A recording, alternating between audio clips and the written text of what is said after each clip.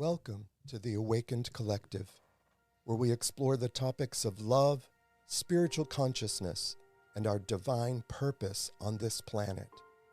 Join us as we uncover the truth that our thoughts shape our reality.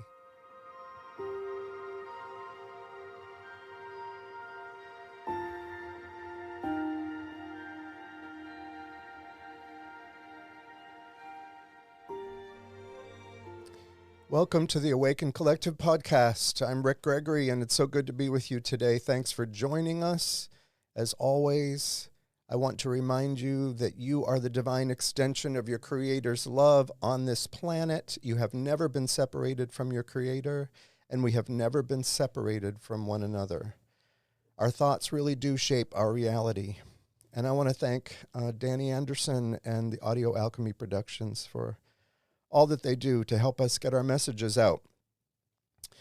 Well, I want to also say that the thoughts and ideas expressed in this podcast are my own and those of my guests and do not necessarily reflect the thoughts, ideas, opinions of Audio Alchemy Productions and their staff.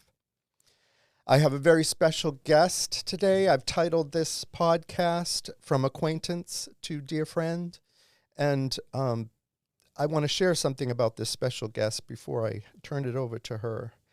So I have known our guest this morning for several years as an acquaintance from social circles. We're friends on Facebook. Well, one day, my husband Glenn mentioned to me that she had reposted something I shared on Facebook, and it was a post by Jim Palmer. Now, Jim, I've tagged you in this Facebook video because you have impacted my life. So it was something I had posted with regard to Jim Palmer. And Jim was the pastor of the largest of evangelical Baptist church in the country before he had a spiritual awakening. He is now the founder of the Center for Non-Religious Spirituality. I would highly encourage you to check it out. He's helping people to recover from religious trauma. That is a thing. And I've read many of his books, I think all but one. And this one happens to be my favorite. It's called Wide Open Spaces. It's one of my favorites of his. And so I put this out on Facebook, and Glenn tells me one morning, he says, "Hey, did you see that my guest this morning reposted your post on Jim Palmer?"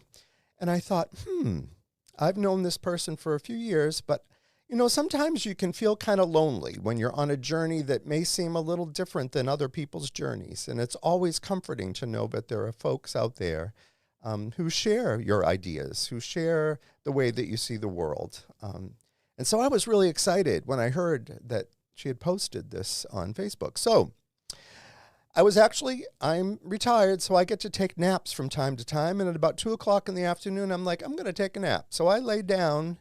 And I was in bed for probably 5 minutes, and I jumped up and I said, "I'm taking the dogs to the park." And Glenn looked at me like, "What?" And I'm like, "It's beautiful out. I'm going to take the dogs to the park. We're in a new home in a new area, and it was a park I had never taken them to before, and it's never easy getting 4 dogs to the park, but I managed to get them in the car, and we went on our little trip to the park. And no sooner did I get to the park and get settled with the dogs, guess who walks into the park with her dog? And it's my friend Ceejay Garrett. And, those divine appointments, we were just talking about it this morning. She mentioned serendipity, and I said synchronicity. It was not a coincidence. I don't really believe in coincidences anymore. And we had a wonderful conversation there. And I am just so glad to have her with us this morning. So I'm going to introduce my once acquaintance, now dear friend, Ceejay. Welcome, Ceejay. Thank you. So good to have you here this morning. I'm honored. And I would love for you, and I know we got to talk about this some at the park. What I find fascinating is when you shared some of your story at the park of how you were raised. I didn't get any hints of trauma, of religious trauma, of being forced to believe something you didn't want to believe. I just found it very refreshing and fascinating, actually, that you were raised in this environment, fostered with freedom to follow the leadings of your own heart. It's so refreshing. You grew up in a religious home. And yet you were able to maintain an open, questioning mind, the mystery of it all. You were always willing and ready to learn and grow spiritually. And that is just amazing to me, because we are both in the, let's say, the second half of our time on this planet. And my awakening came as a result of a lot of religion and a lot of guilt and shame and dysfunctional family that led to suffering, that finally led to surrender, which led to that awakening. So it's wonderful to hear that people really are raised in good homes. So I'm going to turn it over to you and ask you just to share some of your story with us this morning. Okay. Thank you. I appreciate that, Rick. I've always just been very thankful for my family. The older I get, the more I realize how blessed I was to have the parents I had, the grandparents I had. Yes, my dad was a Baptist preacher when I was growing up. And my parents were, how do I put this? They were not like so many of my friends' parents. They were educated. They were just very open-minded about things. Dad was not one of those strict. Well, I mean, he was pretty strict, but as far as making us abide by the rules, it was kind of unusual. Well, I probably should give you a little background on who my parents were. My mother was born in 1918, the day after World War I ended. And her mother's brother actually delivered her. Her mother's brother was a doctor, a little country doctor over in Lee County and Newton County. But he delivered, and he told her not to have any more babies because she almost bled to death. And so my papa, her daddy, was kind of disappointed he didn't get a boy and that he couldn't have any more and try again for a boy, And so she grew up as an only child. She was nicknamed Jack at a very young age. Her name was Catherine Olita. But one of the men that worked for my papa, he was in the timber business, the Vance brothers in Newton County, and said, well, Mr. Vance, if she'd been a boy, what were you going to name her? And he said, well, I was going to call him Jack. Well, you can call her Jack. So he went home and started calling this baby girl Jack. And it stuck. My grandmother also called her Jack, and all her friends called her Jack. So rather than Catherine Olita, which was her real name, she was known as Jack her entire life. But she was quite a protege. She was musically talented from the time she could reach the keyboard on a piano. And she would hear something on the radio, and she'd go to the piano and tinkle out the tune on,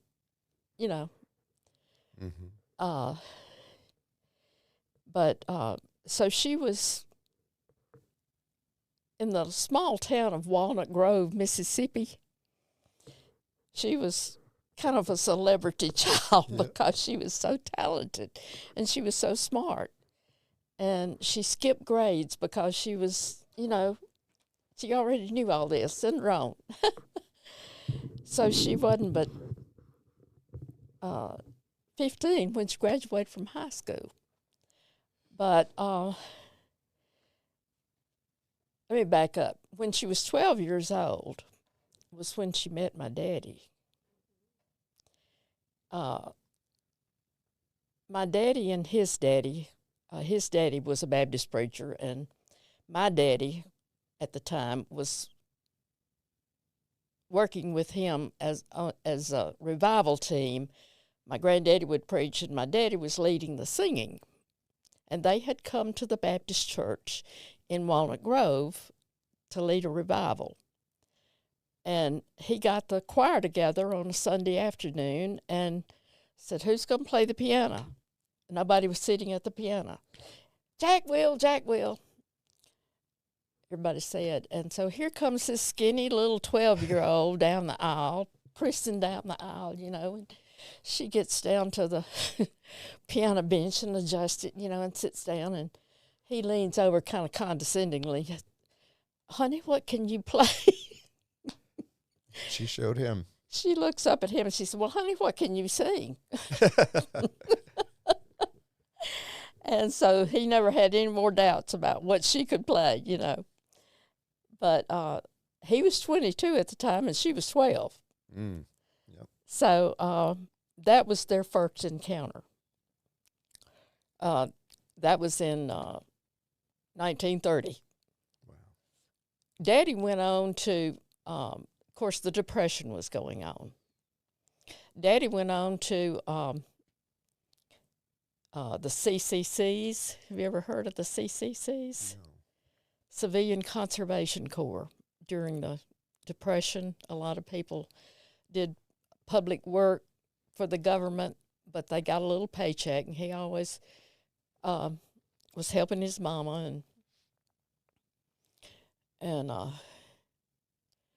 he was stationed in Louisiana, and he met a woman over there, and they married, and he was feeling the call to the ministry, and so they moved to Texas, and he went to the Baptist Seminary in, where is it, Fort Worth?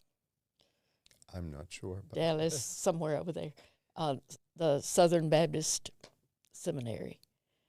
And while they were there, his wife got pneumonia and died. Oh, my.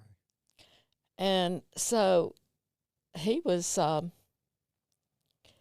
young man and very much wanted to be a father. And here his first wife had died already. Well, his daddy at this point was living in Texas, and he went down to stay with him for a few days and grieve the loss of his wife, and they became close again. They had become distant, but they became close again. And in 1942, Mother and Daddy met first in 1930 when she was 12 and he was 22. Mm-hmm. In 1942, after Daddy's first wife had died, and he was visiting his daddy said, "Do you remember that little 12-year-old girl in Walnut Grove that played the piano for us?" "Yeah." "Well, she's 24 now, and she's not married, and she's real pretty. You need to go back to Mississippi and look for her." Well, I think I will. He had gotten out of the CCCs by that time and had actually signed up. I mean, he enrolled in the Army. And he was going to be a Protestant chaplain rather than a Baptist preacher, which he had been trained for, but in the Army, he was going to be a Protestant chaplain. So the Army had sent him to a chaplain school at Harvard, wow, where he was trained in the different denominations, Protestant denominations, so he could minister to different denominations on the battlefield, out where they were going. And So he had just gotten out of chaplain school, and that's when he decided he'd make the trip down to Walnut Grove, Mississippi, and look up this little girl he had met when she was 12. And she was 24, and she was single, and by that time, like, I don't know if I told you this a while ago or not, but she wasn't but 15 when she graduated from high school. Yeah, you mentioned. Yeah. So she had been working. She won a scholarship to Blue Mountain College, but her mama wouldn't let her go because she wasn't but 15 years old. You're too young to leave home. She went to work as a bookkeeper for the lumber company there in Walnut Grove. And when her first cousin graduated from high school, 2 years younger than her, but they went to Jackson to Drones Business College.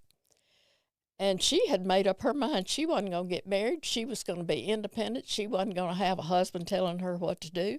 She wasn't going to have any kids tying her down that she had to take care of. And so she was what was called back then the Roosevelt Progressives. Her grandmother, my grandmother, her mother was very progressive also. I mean, she had worked. Yeah, that is the whole something. time. And but anyway, mother had made up her mind that she didn't need a husband and she sure didn't need kids, and she was going to work and support herself and be independent. And all of a sudden, this handsome Baptist preacher shows up in Walnut Grove, and they got reacquainted, and it didn't take long that about 6 weeks after he came back to visit, she was having some real sweet feelings about Smitten. him, and and he was about her. So within 6 weeks, he persuaded her to marry him because he was about to be shipped out overseas for the battlefield. And so they got married in October of 42. And he served in France and he served in England. And, the stories he would tell about stuff he went through over there. Not only was he a Protestant chaplain, he was a medic. They had trained him in first aid, too. He used to have to go to the front lines of the battlefield and pray for the wounded, and help get them back to the hospital and pray for the ones who were dying. And didn't have a gun or anything. I mean, had a red cross on his sleeve, but as far as he knew, he never got shot at. So, but his prayer for the ones who were dying, he didn't ask them if they were saved. He told them, he used that Bible verse, I think it's in Romans, about nothing can separate you from the love of God. That. Whether they were professed Christians or not, they were going to be reunited with God. God loved them. And do you think that, just listening to you, and you mentioned it to me before, how he had to learn all of the different denominations. You mentioned education, which is a big key in people having an open mind, but then to be placed in a position where you have to learn them all. Right. Perhaps you never get to a place where you think, I've cornered the market on the right one. Well, he had a very open... Daddy was always very ecumenical.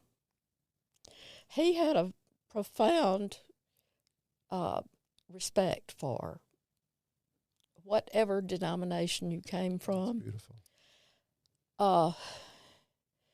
But anyway, they got married and he shipped out. And so Mother, while he was overseas, Mother went back to Jackson. Her first cousin was still living in Jackson. She came back to Jackson, and they worked for the telephone company as switchboard operators. during the war. And so he got home on New Year's Day, 1946. And his arrival was in New Orleans, where his sister and his mother lived. And she and her cousin made the trip down to New Orleans to be there when he got in. And he got off the plane, and the first thing he said to her was, "I'm ready to start a family. I hope you are too." So 11 months later, here I am. Yeah. But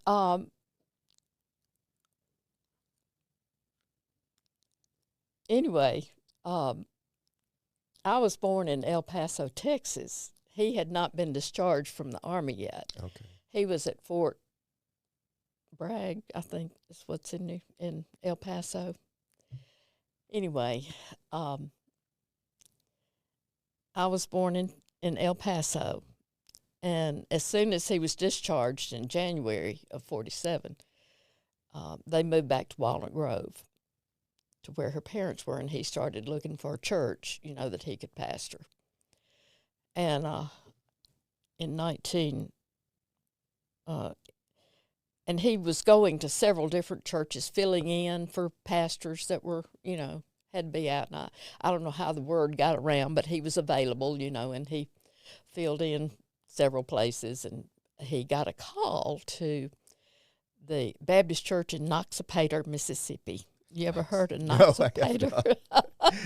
No, it's a tongue twister, like a lot of them are for me, from Massachusetts, but yeah. Well, Noxapater is a little town in Winston County. So my earliest memories are Walnut Grove, but most of my earliest memories are of Noxapater, where he pastored the church there from 48 to 52. And I have very fond memories of Walnut Grove and Noxapater. But then he accepted a call from Plantersville Baptist Church, which is in Lee County, up right outside of Tupelo. And we moved to Plantersville in 1952. My mother, by that time, had 3 babies.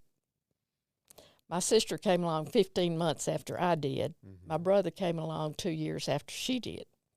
So within 3 years and 3 months, she had 3 babies. This woman that was not going to have children. And yeah. But when they moved to actually, when they were not in Noxapater, she went to work for a lumber company in Louisville. And then when we moved to Plantersville, she moved her parents up with us. They had, my granddaddy wasn't in the lumber business anymore, and my grandmother was very much wanting to be involved with her grandchildren. She was very maternal, and Mother figured out that if I take my parents with us and let them live with us, they can help raise the children, and I can go to work like I wanted to. And so in 52, my parents, and their 3 kids and 2 grandparents moved into the Baptist parsonage in Plantersville, Mississippi. It was a 2-bedroom, 1-bath home. Yikes. Picture that. But there was room in there for everybody, believe it or not. My sister and I shared a bedroom. My grandmother and granddaddy had a room that I think was probably built for a den in the back of the... Yeah. And my brother had a little bunk in what had been the pastor's study between the kitchen and the dining room. You fit him where you can. Yeah. And so, anyway, it was not the ideal situation, but, it worked for us. So, but I grew up, my school life was, I was what they called scatterbrained. I was very fidgety, didn't want to pay attention to the teacher. I was always doing something else, drawing pictures or whispering with my neighbor, And every one of my teachers would tell me, Kathy, you could be making straight A. Well, back then it was S's and D's. I remember that too. Satisfactory and dissatisfactory. And I was always satisfactory, but then they started doing A's and B's, and I was satisfied with B's. It didn't bother me a bit that I didn't get an A. But anyway, I was 50 years old when I found out, yes, you were ADHD, because my son came along about the same way, But I was fussed at the whole time I was in school because I wasn't applying myself, And so anyway, let's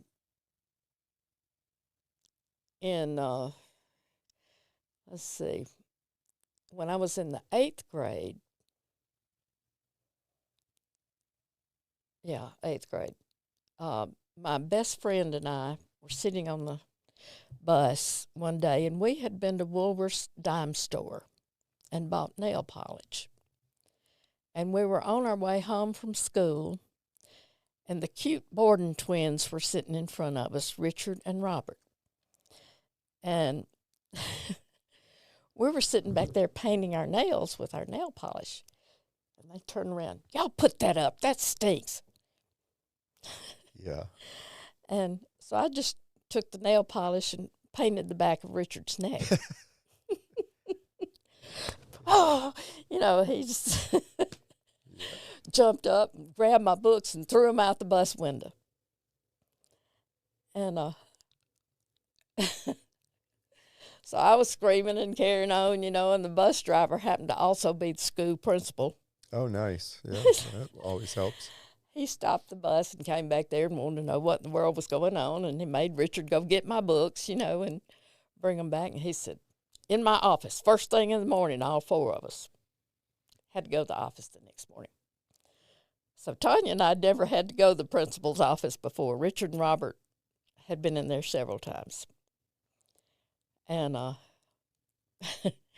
we got in there, and they were telling, don't worry, he doesn't spank that hard. Back when, principals used to spank kids. I'm old enough to remember that myself. But anyway, our punishment was Richard and I had to sit on the front row right behind Mr. Griffin. And Tanya and Robert had to sit on the other front seat so he could keep an eye on us. And that's when Richard and I became sweethearts, was having to sit on the on the bus together. He was in the 9th grade, I was in the 8th grade. And so we were sweethearts all through high school.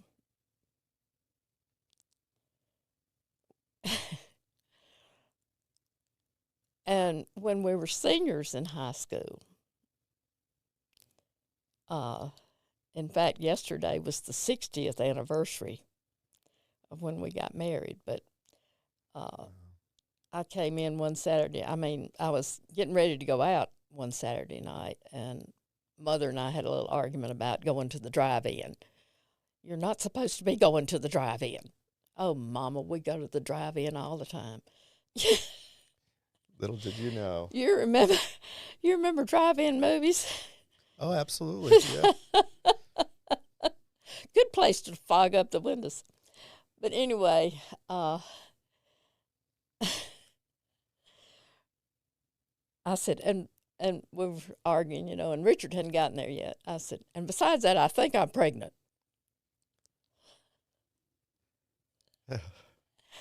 And Mother just threw up her hands, and, Daddy had come in by that time, could hear the arguing between me and Mama.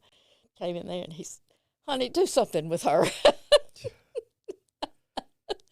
So I had to tell Daddy, you know, what I just told Mama. Yeah. He said, "We'll take care of it." And Richard got there and he congratulated him. Yeah, that must have been a little awkward. Yeah. And anyway, Richard quickly figured out that he knew what the situation was and that he was planning on him being his son-in-law. You know, Richard was quite in favor of that too. You know, what do 17 and 18-year-old kids know? Yeah. And my sister she had her first child at 17. Well, anyway, the next morning in church, and I was sitting in the choir right behind my daddy in the pulpit, he tells everybody, "Well, we got some good news last night. We found out that Kathy and Richard have been married for several months, and we're expecting our first grandchild." And I'm like, "Daddy." You know, I'm sure my face was, Yeah. Yeah. But my best friend was, Tanya was sitting next to me in the choir, and she said, "You did not." I didn't get an invitation to the wedding. Yeah. Anyway, of course, after church, I had to ask him, "How in the world can you stand in the pulpit and tell something like that? You know that's not true." Well, that's when he said, "According to Jewish tradition, marriage begins with consummation." So that's when I learned what consummation meant. And according to that definition, yes, we'd been married for several months. So True. Anyway, the next day he carried us to Jasper, Alabama. Over there, it could be done in one day. In Mississippi, it still took 2 days. You had to get a blood test, and then, you know, anyway, we were still seniors in high school. Mm-hmm. So we had to take a day out of school and go to Jasper, Alabama, and get married.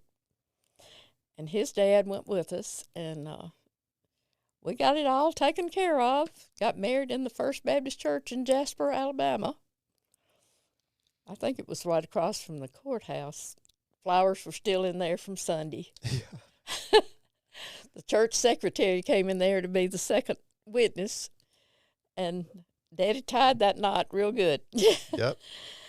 So, anyway, next day we were back in school and finished school, and Richard had decided he was going to be an architect. I had taken mechanical drawing as a senior in high school. No girl had ever wanted to do that before. But I had decided I was going to be a draftsman. If he was going to be an architect, I'd learn drafting, and, you know, we'd work together. And so he was going to Drones Drafting College in Nashville. So when we graduated from high school, we moved to Nashville. And that was an adventure. I mean, I had lived in 2 little small towns my whole life and never lived in the city, and I loved it. I mean, it was an adventure every day. I got a job. My daddy knew the man who was over the Southern Baptist, what did they call it? Baptist Sunday School Board, where all the literature for the Baptist churches were printed. He knew the man that was over all that. They'd been friends growing up. And so he called him. They put me to work as a file clerk, you know. So, but it was in downtown Jackson. And, downtown Nashville. So I had an adventure. I'd get out and walk at lunchtime, you know, and just explore downtown Nashville. I loved it. And I had worked there for, let's see, I didn't work there but a few months. Then I heard about an opening at the Federal Reserve Bank. A friend of mine at the Baptist Sunday School Board had gone to the Federal Reserve Bank, and she told me about an opening over there. And I went to work over there at the Federal Reserve. And after that, well, Richard was going to night school at the University of Tennessee. They had a branch in Nashville, and it was right. I mean, the Sunday School Board, the Federal Reserve Bank, and the UT University Center were all within walking distance. I mean, all these things that I was involved in, and Richard had to go to UT to sign up and take some college courses. And so I went with him over there, and while I was there, the administrator of that center came out and started talking to me, and they needed a receptionist and telephone operator for the front desk. And he asked me if I was interested in it. He said, "You've got the right personality. This is an opening. If you're interested, we'll hire you." Okay, paid more than what I was making, and be over there where he was, and it sounded like the ideal thing to me. Was that the beginning of your multiple-year career, or was that, because I know that you did that for a number of years, right? Well, that was my first experience with a switchboard. So that's where your experience came in that got you into the phone company. Yeah. Well, I don't know about that, but anyway, while I was at UT was when I got pregnant with my second child. We'd had Ricky in Tupelo in '64. That was my firstborn. And we had been living in Nashville, but I went back to Tupelo every month for my doctor visit, and I was in Tupelo. I was at my parents' house when I went into labor and had Ricky. And we then shortly moved back to Nashville with my husband. And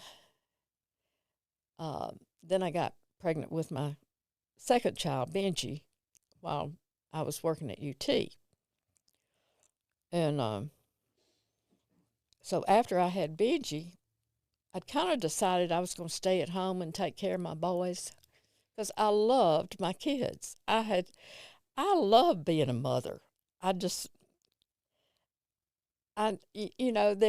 was nothing more satisfying to me than taking care of my boys and playing with them and seeing them grow and just watching their development. And I loved it.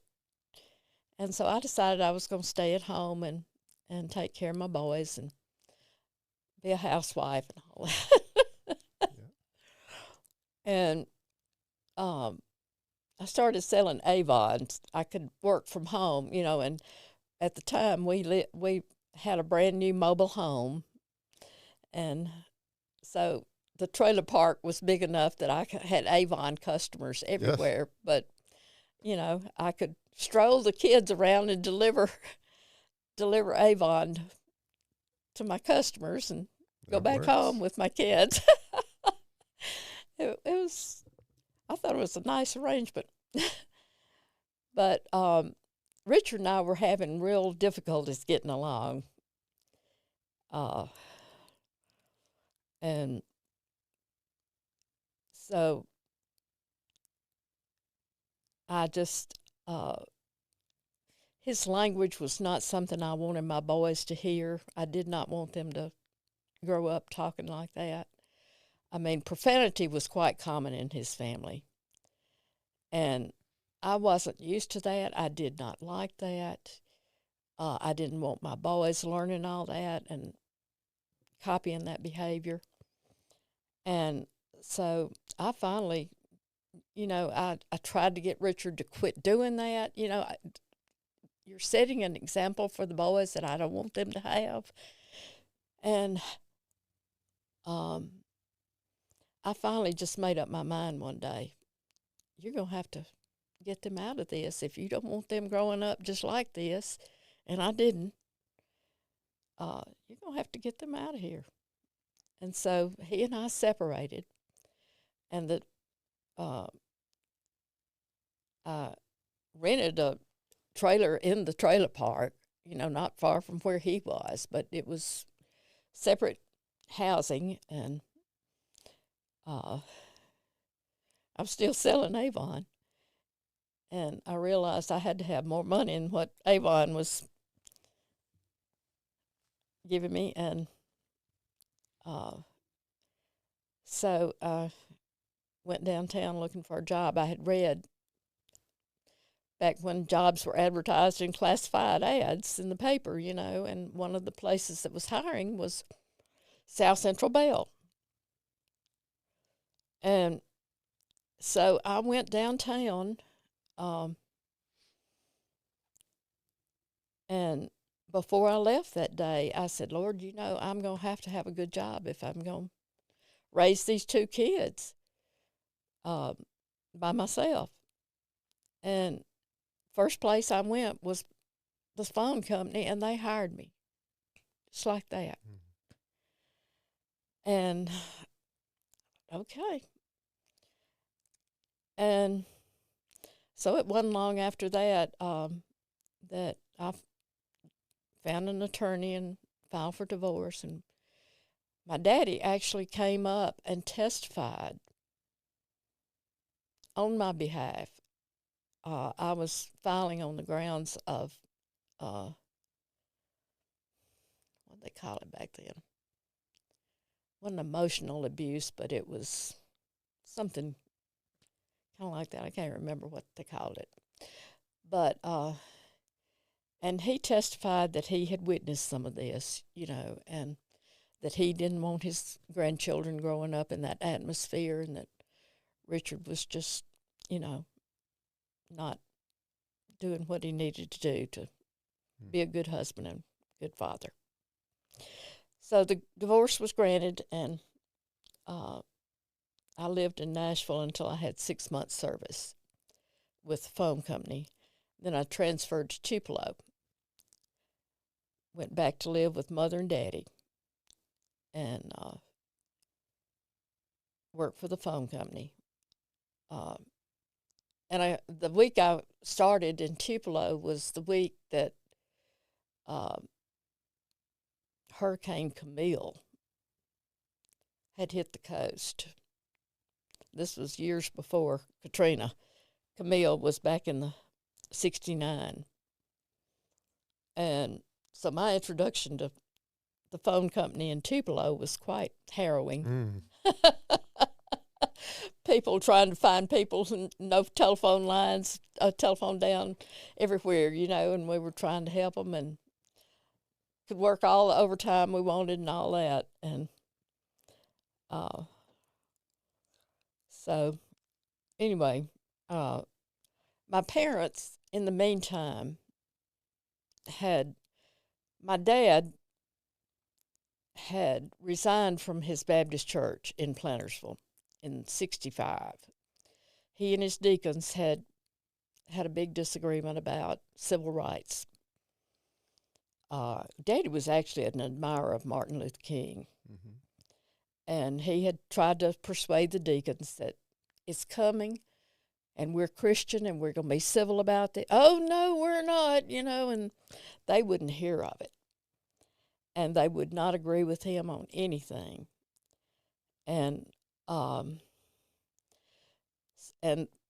he had begun to do some substitute. He was licensed to teach, too. He had begun to do some substitute teaching with the county school system. So he resigned from his Baptist church and became a full-time school teacher with the Lee County school system. So when I moved back with him, Daddy was a school teacher and Mother was still working. She had become a secretary to the vice president of a bank in Tupelo. But 2-bedroom house, but did have 2 baths. But the boys and I shared a bedroom, and Mom and Daddy shared a bedroom. And did your dad ever talk about that? What you just shared about the kind of the division, that schism in the church, where he, for civil rights and what he stood for, and did he ever talk about what his beliefs were? And he did. And Daddy belonged to a group in Tupelo that was kind of started by the newspaper publisher up there. He was very progressive. And there were several businessmen and people in Tupelo who got together for coffee quite regularly. And they had planned out what they were going to do when they had to integrate the schools. And Tupelo and Lee County were some of the only schools in Mississippi that did not have riots. They did not have white flight. They integrated very peacefully. And Daddy was a part of that. I have always that has just always impressed me so. He, in fact, he went to work, when he resigned from the church, he went to work for the county school system, but then he went to the Tupelo school system. And the year before the students integrated, they had some white teachers go to the black school and some black teachers come to the white school. And Daddy was one of the white teachers that went to the black school. And he and the principal and all the teachers, they got along fine. He loved it. And the next year, the student body, was integrated, and he stayed down there. That became the 9th grade. That the Carver High School became the 9th grade, and the 10th, 11th, and 12th grade were the high school. And so he stayed there until he retired at age 65. But anyway, in the meantime, Mother, being the musician that she had been, that she was, after they resigned from the Baptist Church in Plantersville, Mother had been the organist and pianist and whatever else they needed down there. She quickly got drafted to a Methodist church in Baldwin, Mississippi, and Daddy started going up there to church, to the Methodist church. His mother had been a Methodist, so he was, and he was ecumenical anyway, and it didn't bother him in the least. So they started going to the Methodist church in Baldwin. And while he was there, he became good friends with the district superintendent, who got him to filling in for the Methodist preachers that happened to be out on Sunday, and so he did that part-time in addition to teaching school. And when he retired at 65, Brother Appleby, the district superintendent, sent him to Emory University to get credentialed as a Methodist minister. From age 65 to age 80, Daddy was a circuit-riding Methodist preacher. What I hear in your story, because I don't have a lot of time, but what we're hearing in your story and what seems to be the thread, and it started when you're talking about your grandmother and her being progressive, and that period of time and how foreign that was, you know what I mean? And then you just see the hints of not only the progressiveness, but then, your dad and the openness and the education and being open to all, I see that in you today. I see that openness and willingness to rethink and not being afraid to question, and all of that has just traveled on with you. And that's what I picked up too when we were sitting in that park that day.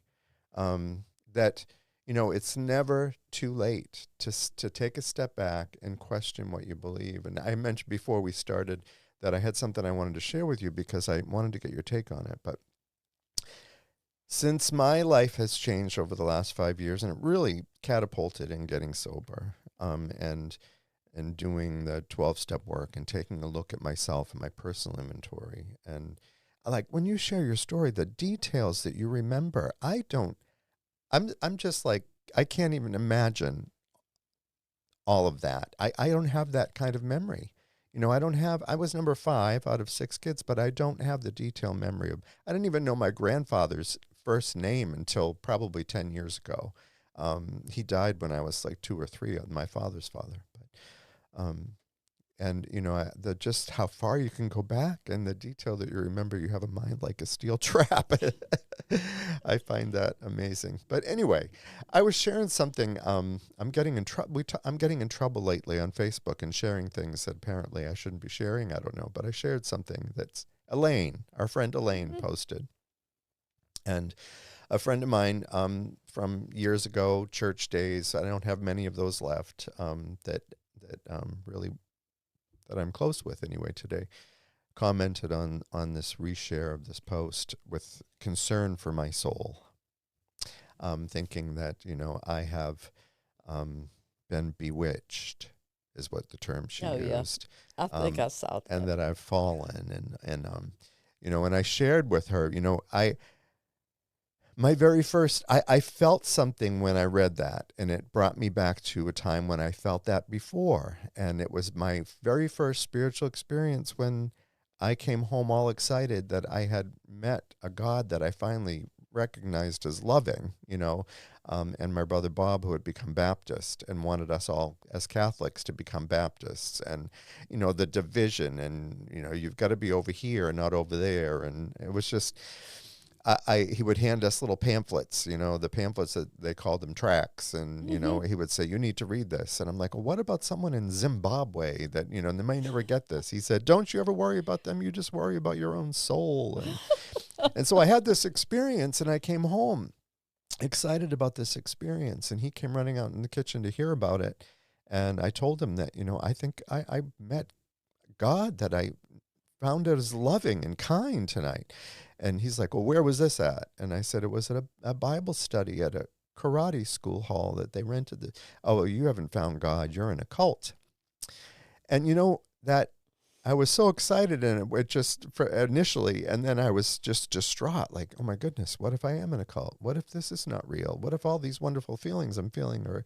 And I went into my room, and, I was totally distraught that I had lost something. And this thought just dropped into my head like a coin in a piggy bank that came from nowhere, that said, see how much you love me already, that you'd be this upset to think you've lost me. I didn't know where that came from, but all I know is that I was filled with this peace. And she brought me back with that comment. It brought me back to that message of my brother's. And when I I was with Glenn in the car, and I'm like, oh my gosh, today is March 23rd. That was the date of that experience 42 years ago. Wow. And here it was happening again, and yet I have 42 years of experience to know that I don't have to go there now. Yes. I know what I have. Good. So I don't know if you ever deal with, that the struggle of folks not being comfortable with where you are at. Well, probably the most discomfort I feel, my oldest son, one of the sweetest, smartest people you will ever know in your life, turned out to be a real Southern Baptist, and they're still in that mindset of you're either saved or you're lost, you're going to hell, you're going to heaven, so on and so forth. And I have never bought into that. When I made my profession of faith at age 7, Baptists did what they called walking the aisle. I didn't have to walk the aisle because I was sitting on the front seat so Daddy could keep an eye on us. But he had just preached a sermon on, behold, I stand at the door and knock.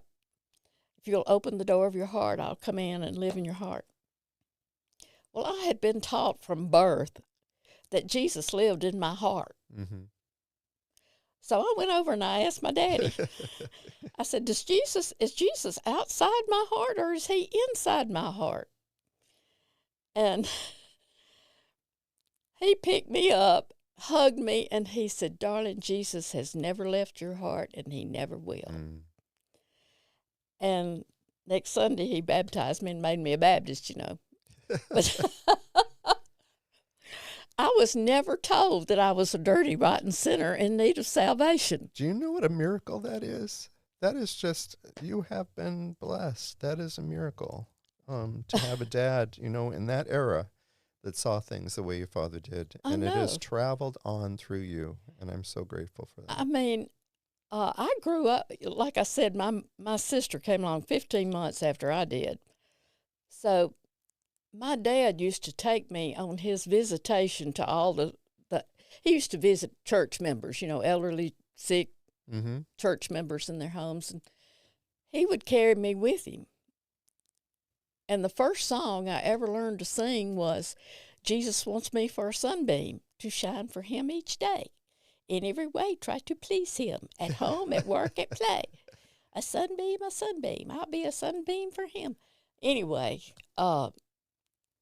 everywhere we went, they wanted to hear me sing. And they all loved me, you know. And I grew up thinking I was little Miss Sunbeam, you know. And yet here you are, and you are still Miss Sunbeam to me. So.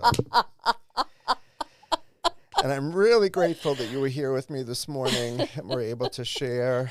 And I look forward to our conversations continuing as life unfolds perfectly and in order. So, and I meant to talk to you before too about Josh Scott, Pastor Josh Scott, and he's with Grace Point Church. And he was planning on visiting us and being on this podcast a few weeks ago, and has had multiple things go on. He had a child that was sick, and then he had COVID. And but he's going to be here Friday evening. And if we could put up his banner, Danny, because you've probably seen some of his posts, Ceejay, but if it doesn't lead to flourishing for all humans, it isn't really good news, regardless of where you found it. I love that. The left behind theology needs to be left behind. Oh, yeah. He is a pastor. He's an author. I've had the chance to speak with him on Zoom. I'm really looking forward to it. And I did confirm yesterday that he will be here Friday. So I'm looking forward to that. And if you could put up the little video of the shot. This is my website. I'm really grateful you were here today. If you are struggling in any way at all, we would love for you to reach out. The best way to reach out is you can go to my webpage, and that is theawakencollective.org. There's contact links where you can reach out. All of our social media is out there. Coaching is out there. But go ahead out there and visit that site and let us know. Even if you want to send a word of encouragement, we all need encouragement, and I would love that too. I want to say thank you again to Daniel Anderson and Audio Alchemy Productions. Love you, Danny. So Friday night, 5 p.m. Central, will be our next one. Typically, we're on Sunday mornings, but we have a special guest, and some of our guests can only do evenings. So Friday night, 5 p.m., with pastor and author Josh Scott. Ceejay, thank you for being here today. Oh, thank you for having me. Till next time, my friends, love and kindness, always.